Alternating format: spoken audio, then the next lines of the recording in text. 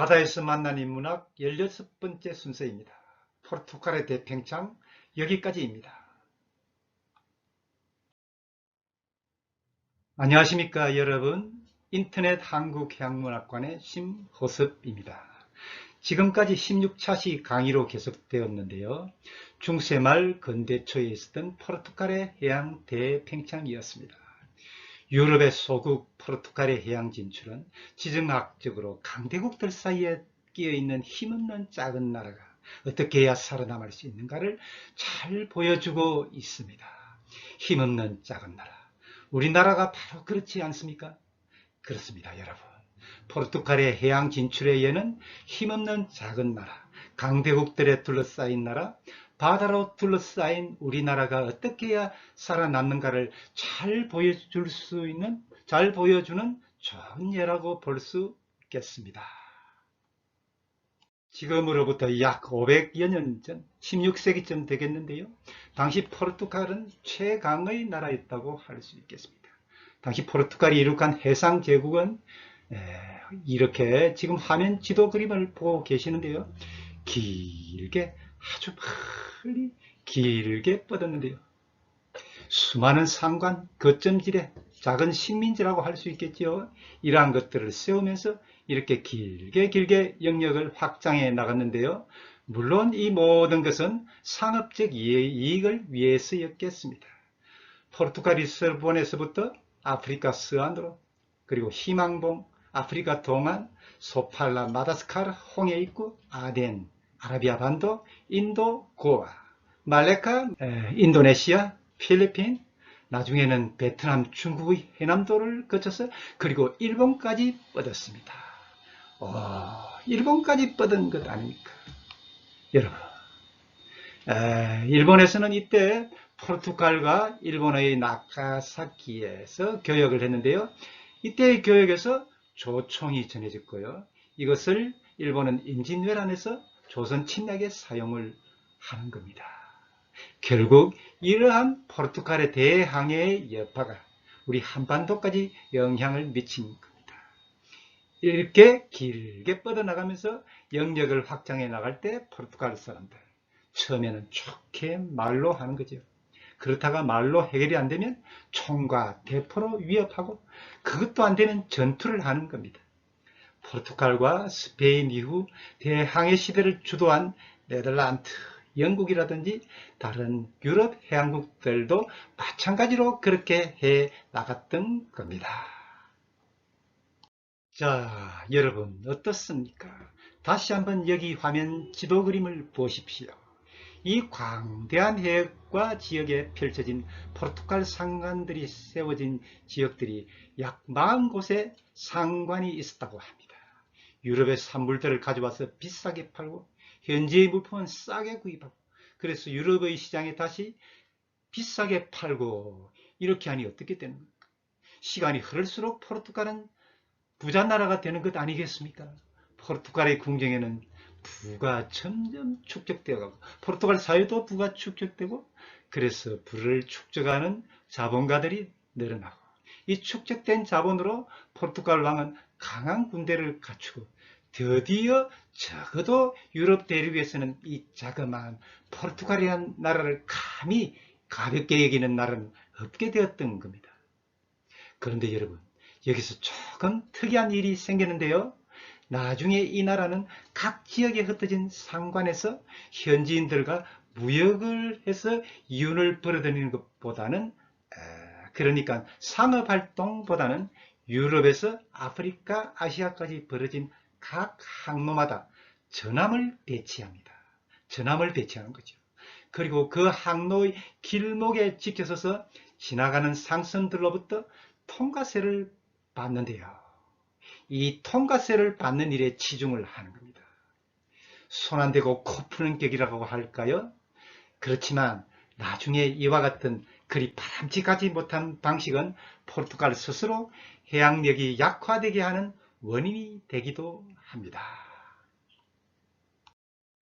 어쨌든 15세기 초부터 해서 약 150년 이상 포르투갈은 해양 진출을 하면서 부를 축적하며 강한 군사력과 함께 전성기를 맞이합니다. 이 시대의 포르투갈은 바다로 해외로 나간 사람이 인구의 약 30만 명 가까이 되었다고 하는 것 아닙니까? 30만 명. 그런데 여러분, 그때 포르투갈 인구는 겨우 100만 명 정도였거든요.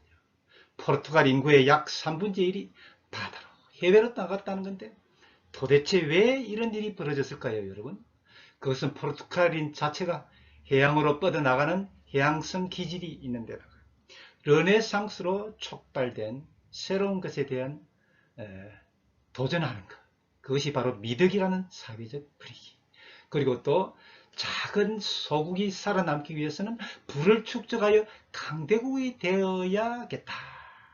그러기 위해서는 바닷길을 개척해서 동방무역을 해야 한다는 왕정과 귀족들과 엘리트들의 강한 의지가 있었고, 또 종교를 전파해야 하겠다는 종교적 사명감도 있었고, 그 외에도 포르투갈의 해양 대팽창의 여러 가지 원인들을 말할 수가 있겠는데요. 여기에서 여러분 16세기에 포르투갈 해양 대팽창의 원인과 그 에너지를 말할 때 또 한 가지 결코 빼놓을 수 없는 것은 해양사상, 바로 해양사상입니다. 당시 포르투갈의 수도 리스본 사회는 해양의식, 해양사상에 눈이 뜨이고 있었습니다. 바다로 진출해야 한다. 바다로 뻗어나가는 것만이 우리의 살 길이다. 항해해야 한다. 항해해야 한다. 끝없이 항해해야 한다. 그리고 바다를 항해하는 항해자들을 존중해야 한다. 이렇게 말입니다. 이와 같은 해양사상이 가장 뚜렷한 사람은, 가장 철저한 사람이 있다면 그것은 누구이겠습니까? 그것은 바로 당연히 당시에 항해하는 사람들, 선원들이었겠지요. 그렇습니다. 그 숱한 희생을 감수하면서 항해에 뛰어들 수 있었던 것은 해양사상을 갖춘 선원들이었습니다. 그리고 이들이 해양으로 진출하며 뻗어나간 데에는 그들의 해양사상이 가장 큰 에너지가 되었던 겁니다. 오랫동안 육지를 떠나서 바다에 머물면서 폭풍우와 굶주림과 질병 같은 수많은 어려움을 이겨내면서 계속 항해를 감행해 나갔던 이 일을 견인해 나갈 수 있었던 것은 이들에게 강력한 해양 사상이 있었기 때문이었던 겁니다. 새로운 바다, 새로운 땅을 발견하면서 그들 자신들이 이 세계의 주인공임을 발견하면서 스스로에게 이렇게 묻는 것이죠. 나는 누구냐? 우리들은 누구냐? 이렇게 말입니다. 우리는 자랑스러운 포르투갈인이다. 우리는 자랑스러운 포르투갈인, 우리는 선택된 민족, 오 자랑스러운 조국이요. 전율하는 조국에 다짐하고 또 다짐하는 조국에 대한 사랑, 그리고 왕에 대한 충성심. 이때는 중세의 귀족 세력이 약화되고 절대 왕권이 강화되고 있을 때가 아니겠습니까? 이 당시 조국의 표현은 왕에 대한 충성입니다. 이러한 왕에 대한 충성심, 그리고 우리는 선택받았다는 자부심, 우월감, 이런 것이죠. 그렇다. 우리는 이곳에 뼈를 묻어도 좋겠다. 우리는 이곳에 뼈를 묻어도 좋겠다. 이렇게 스스로 고백에 나올 수 있었던 겁니다. 그렇습니다. 이 사람들은 정말 그랬습니다. 정말 이 사람들은 이 푸른 바다에, 이 끝없는 바다에 이 세상이 전혀 아닌 이 바다에서 생을 마감해도 좋겠다. 이렇게 생각하곤 했던 겁니다. 여러분, 제가 왜 이렇게 말할 수 있느냐 하면요. 사람이 오랫동안 육지를 떠나서 바다에 머물면 사람의 마음은 물의 이미지, 바다의 이미지로 가득 차게 되는데요. 물의 이미지 한가운데에서는, 그런 바다에서는 말이죠, 삶도 없고 죽음도 없는 듯한 해가 뜨고 해가 지고 일출일몰, 밤에는 하늘의 별들, 별자리들, 그저 시간만 흐르는 듯한, 아니 그저 시간이 정지한 듯한 그런 시공간의 바다의 시공간, 더 나아가면 어쩌면 이 세상이 아닌 저 세상이 열릴 듯한 광막한 바다, 그런 시공간, 제가 지금 말씀드리는 이게 바로 물의 이미지, 바다의 이미지의 시공간인 겁니다. 지금 중세 말 근대 초에 있었던 포르투갈의 대항해와 함께 해양 사상과 물의 이미지에 대하여 말씀을 드리고 있는데요. 이러한 포르투갈 사회의 사람들, 그리고 포르투갈의 대항해를 이끈 항해자들과 대양을 항해했던 이들 포르투갈 선원들의 정서적 경험과 일치하는 경험을 가졌던 민족과 국가가 포르투갈 이전에도 있었습니다. 먼 옛날의 일인데요. 먼 옛날 고대의 일입니다. 바로 그리스, 고대 그리스. 여러분들이 잘 아시는 고대 그리스입니다. 유럽의 대항해 시대를 선도했던 포르투갈의 해양 진출, 해양 대팽창은 여기까지입니다. 지금까지 본 강의를 경청해 주신 여러분들께 감사드립니다.